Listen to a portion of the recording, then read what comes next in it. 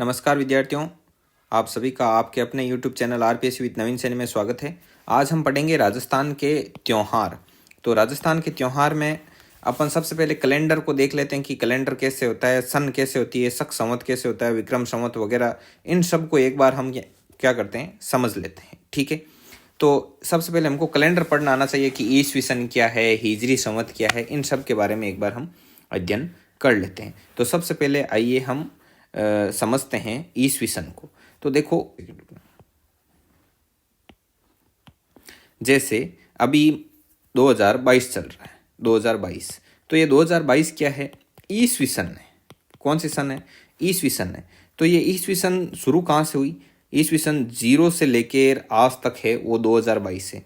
तो ये 0 कौन सा था, ये था ईसा मसीह का जन्म, ईसा मसीह का जन्म। तो इससे लेकर आज तक जो चल रही है 0 से आगे, वो सारा का सारा ईस्वी सन। ठीक है, इसको बोलते हैं ई से लिखते हैं ईस्वी सन। और इससे जो पहले का समय था इसको बोलते हैं ईसा पूर्व। क्या बोलते हैं, ईसा पूर्व। ठीक है, अब देखो, अब आती है आपके एक विक्रम संवत होती है और एक होती है शक संवत। तो शक संवत है वो 78 ईस्वी से शुरू हुई, 78 ईस्वी थी। उसके बाद में जो भी है वो किस में आता है, वो सब आता है शक संवत में। शक संवत मतलब 78 ईस्वी थी, वो 0 शक संवत में काउंट हुई। मतलब उसके बाद में शक संवत 1, 2 ऐसे चली। ठीक है, तो यहाँ से शुरू हुई शक संवत। तो अब हमें जैसे अभी 2022 चल रहा है और हमको निकालना कि कौन सा शक संवत है, तो 2022 में से 78 क्या कर लेंगे, माइनस कर लेंगे और अपना क्या आ जाएगा, शक संवत आ जाएगा। एक है विक्रम संवत। विक्रम संवत शुरू हुआ था 57 ईसा पूर्व से। तो अभी जैसे 2022 चल रहा है और अपने को विक्रम संवत निकालना है, तो विक्रम संवत के लिए आपको क्या करना है, 2022 में 57 है वो क्या कर देना है, ऐड कर देना है। अब आपसे कई बार क्वेश्चन पूछा जाता है कि जैसे ये विक्रम संवत है, ये विक्रम संवत और ये जो शक संवत है, इनमें डिफरेंस कितना है। तो 57 प्लस 78, 135 साल का डिफरेंस है विक्रम संवत और शक संवत में। अब जैसे सिंधु घाटी सभ्यता थी वो 3500 ईसा पूर्व थी, 3500 ईसा पूर्व। अब आपको पूछ ले आज से कितने साल पूर्व थी, तो 2022, ये यहाँ से लेकर 0 तक 2022 हो गए और ये हो गए 3500। तो 2022 प्लस 3500, तो ये हो गए 2, 2, 5 और 5, 5522 साल पहले सिंधु घाटी सभ्यता। आई बात समझ। जैसे कहीं आपको लिखा हुआ मिलता है वैदिक काल, तो वैदिक काल था 600 ईसा पूर्व में। कहाँ था, 1500 ईसा पूर्व से लेकर 600 ईसा पूर्व तक। ठीक है, तो अब जैसे पूछ ले 600 ईसा पूर्व को अभी कितने साल हो गए, तो 600 ईसा पूर्व, तो 600 साल तो ये हो गए। 600 साल में तो आप ईस्वी तक पहुंचोगे। ठीक है, कहाँ तक पहुंचोगे, ईस्वी तक।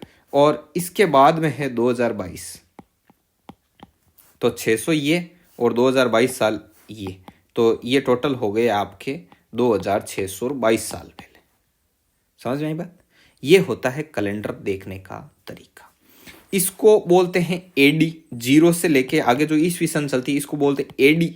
एडी का मतलब होता है ये है एनो डोमिनी, एनो डोमिनी, ये सब नोट्स में लिखा हुआ है। और इसको सीई भी लिखते हैं, सीई मतलब 0 ईस्वी सन से आगे। तो सीई है कॉमन एरा, कॉमन एरा। ठीक है, कॉमन एरा ईस्वी सन। और इसको ये 0 मतलब ईसा मसीह के जन्म से पूर्व वाले समय को बोलते हैं BC। इस BC का होता है बिफोर क्राइस्ट, मतलब ईसा के जन्म से पहले, बिफोर क्राइस्ट। ठीक है, और इसे BCE से भी लिखते हैं। BCE का मतलब होता है, अब BC का मतलब आप ऐसे मत समझ लेना कि भाई ये CE कॉमन एरा है तो बिफोर कॉमन एरा होगा, नहीं। इसका मतलब होता है, सॉरी, इसका मतलब बिफोर क्राइस्ट है और इसका मतलब कॉमन ईरा है, तो कॉमन ईरा के पहले बी लग गया, बिफोर लग गया, तो इसको ऐसे लिखना है बिफोर कॉमन ईरा।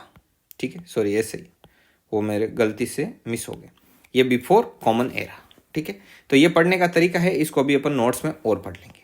अब हम कैलेंडर की बात करते हैं। तो देखो, कैलेंडर जो अपने अभी कैलेंडर चल रहा है नॉर्मल, ये ग्रिगोरियन कैलेंडर है। इसमें अंतर्राष्ट्रीय स्तर पर मान्यता प्राप्त है, पूरा इंटरनेशनल लेवल पर चलता है। और ये 1 जनवरी से 31 दिसंबर जो अपन डेली यूज में लेते हैं, काल दर्शक वगैरह, तो ये ग्रिगोरियन कैलेंडर है जो अंतर्राष्ट्रीय स्तर पर चलता है, जैसे अपन कालदर्शक वगैरह देखते हैं। आगे देखो, आगे है राष्ट्रीय पंचांग। तो राष्ट्रीय पंचांग है, ये भारत में 22 मार्च 1957 को अपनाया गया, और ये जो राष्ट्रीय पंचांग है वो शक संवत पर आधारित है। शक संवत पर आधारित है, और मैंने समझाया आपको कि शक संवत है वो 78 ईस्वी से क्या हुआ, शुरू हुआ, और भारत में इसे 22 मार्च 1957 को अपनाया गया।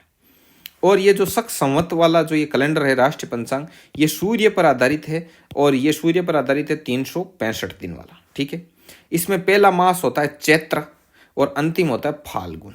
जो ये अपने हिंदू कैलेंडर बोलते हैं ना, हिंदू माह वगैरह, वो आते हैं इसमें, जैसे चैत वैशाख ज्येष्ठ आषाढ़ वगैरह ये। ठीक है, अब इस संवत को कुषाण शासक कनिष्क ने 78 ईस्वी में शुरू किया। अब ये शुरू कब से हुआ, देखो जैसे ये 78 ईस्वी से शक संवत शुरू हुआ, तो बताते हैं कि इसको जो शासक था कौन सा, ये देखो यहाँ पे लिखा हुआ कनिष्क।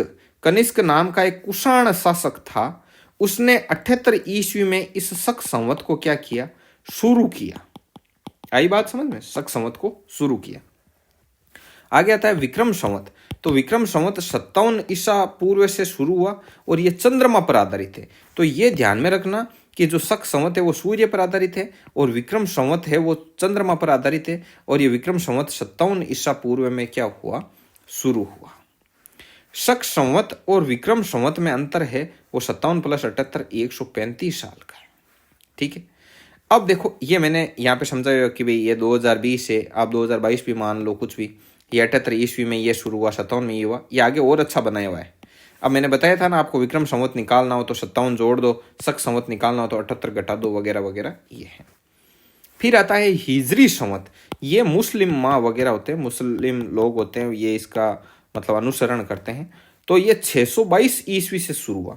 हिजरी संवत के बारे में ये बहुत ज़्यादा इंपॉर्टेंट है कि ये 622 ईस्वी में शुरू हुआ था। अब जैसे अभी 2022 चल रहा है और आपको हिजरी संवत निकालना है तो 622 घटा दो। ठीक है, इसका पहला महीना मोहर्रम होता है, और अंतिम है वो जिल हिज होता है। अंतिम महीना कौन सा होता है, जिल हिज। ठीक है, ये है। आगे देखो, ये है ग्रिगोरियन कैलेंडर। ठीक है, ग्रिगोरियन कैलेंडर है, और ये विक्रम संवत 57 BC से, और ये ईसा मसीह का जन्म ये शक संवत 78 ईस्वी में शुरू, AD ये 2020 कोरोना वायरस आया था ये वगैरह ये लिखा हुआ है। और इसको ऐसे याद रखने का तरीका है, ये मैंने लिख दिया ऐसे, जैसे common era common corona virus, ऐसे याद रह जाएगा। ठीक है, ये 3500 ईसा पूर्व में सिंधु घाटी सभ्यता, और ये 1500 से 600 BC है, ये वैदिक काल है। इसको BC बिफोर क्राइस्ट बोलते हैं, BC बिफोर कॉमन एरा।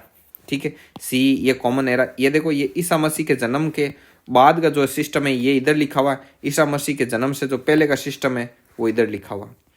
ये थोड़ी PDF ऐसे ही आई भाई, थोड़ा सा एडजस्ट करना। अब देखो, ये हिंदू माह चैत्र वैशाख ज्येष्ठ आषाढ़ श्रावण भादवा आश्विन कार्तिक मार्गशीर्ष पौष माह फाल्गुन। तो देखो इसको ऐसे ध्यान में रखना कि चैत्र मार्च से शुरू होता है। अब मार्च अप्रैल मई जून जुलाई अगस्त सितंबर अक्टूबर नवंबर दिसंबर जनवरी और फरवरी, ऐसे कंटिन्यू लिख देना। कंटिन्यू लिख दिया। अब क्या करना, अब मार्च के सामने क्या लिखना, अब मार्च के सामने एक जस्ट आगे अप्रैल लिखना, फिर ये कंटिन्यू ऐसे चलाते जाना। तो ये आपके ऐसे बन जाएंगे कि भाई चैत्र कब होता है, चैत्र मार्च अप्रैल में, वैशाख अप्रैल मई में, ज्येष्ठ मई जून में, आषाढ़ जून जुलाई में, श्रावण जुलाई अगस्त में, भाद्रपद अगस्त सितंबर में, आश्विन सितंबर अक्टूबर में, कार्तिक अक्टूबर नवंबर में, माघशीर्ष नवंबर दिसंबर में, और पौष दिसंबर जनवरी में, और माह जनवरी फरवरी, फाल्गुन फरवरी मार्च, ऐसे। ठीक है, अब ये चीज है। अब देखो, शक संवत और विक्रम संवत में 135 साल का अंतर है, ये तो हमने आपको बता दिया। अब आगे बढ़ो, देखो कृष्ण पक्ष और शुक्ल पक्ष क्या होता है। देखो, अब आपके जो शुक्ल पक्ष होता है, कृष्ण पक्ष तो होता है घटते चांद का पखवाड़ा, जैसे मतलब चंद्रमा की कलाएं घटती जाती है, उजियारा कम होता जाता है, और 15वां दिन आता है वो अमावस्या होता है, उस दिन काली रात होती है। और शुक्ल पक्ष में क्या होता है, इसमें बढ़ते चांद का पखवाड़ा होता है, चंद्रमा की कलाएं बढ़ती जाती है, मतलब उजियारा बढ़ता जाता है, और 15वां दिन पूर्णिमा होता है जिसमें पूर्ण चांदनी रात होती है। अब शुक्ल पक्ष के साथ आपके शुद्धि लगेगा, क्या लगेगा, शुद्धि, और कृष्ण पक्ष में लगेगा बद्धी, जैसे श्रावण शुद्धि उसके बाद एकम, बीज, तीज ऐसे आता है ना, तो इसका मतलब होता है कि चंद्रमा के पखवाड़े की एकम है, और इसमें होता है कि भाई कृष्ण पक्ष की एकम है बद्दी में, ठीक है, ये शुद्धि बद्दी होता है। तो ये जैसे जैसे आगे और आपको बताते रहेंगे। वैसे आपको लगभग लोगों को ये चीज़ आती है, ऑलरेडी मालूम है। अब है श्रावण मास। श्रावण मास में शुक्ल पक्ष, शुक्ल पक्ष का मतलब क्या है, जो आपके ये चंद्रमा की बढ़ती कलाएं, मतलब रोशनी बढ़ रही है, चंद्रमा की कलाएं बढ़ रही है, तो इसमें छोटी तीज आती है, श्रावणी तीज आती है शुक्ल पक्ष तीज को, ठीक है। तो तीज के साथ त्योहारों का आगमन होता है, और गणगौर के साथ त्योहार क्या होते हैं, समाप्त होते हैं। इसीलिए कहा जाता है तीज त्योहारा बावड़ी ले डूबी गणगौर, मतलब तीज के साथ ही त्योहारों का आगमन होता है और गणगौर के साथ क्या हो जाता है, समाप्त हो जाता है। जयपुर में तीज माता की सवारी निकाली जाती है, और पूर्णिमा को रक्षाबंधन होता है, ठीक है। ये तीज का यहीं तक चैप्टर एंड है, ठीक है। अब और श्रावण में क्या होता है, सभी महीनों के लिखे हुए, तो श्रावण से हमने तीज से शुरुआत की है। और पूर्णिमा को, जो श्रावण मास की पूर्णिमा को रक्षाबंधन का त्यौहार होता है, जो कि बहन भाई को राखी बांधती है, और इसे नारियल पूर्णिमा भी कहते हैं। जो श्रावण की पूर्णिमा होती है उसे और क्या कहते हैं, नारियल पूर्णिमा कहते हैं। ये वेरी इंपॉर्टेंट है, ठीक है विद्यार्थियों। तो आज की क्लास में बस इतना ही, बाकी का हम नेक्स्ट वीडियो में पढ़ेंगे। तब तक के लिए जय हिंद, जय भारत।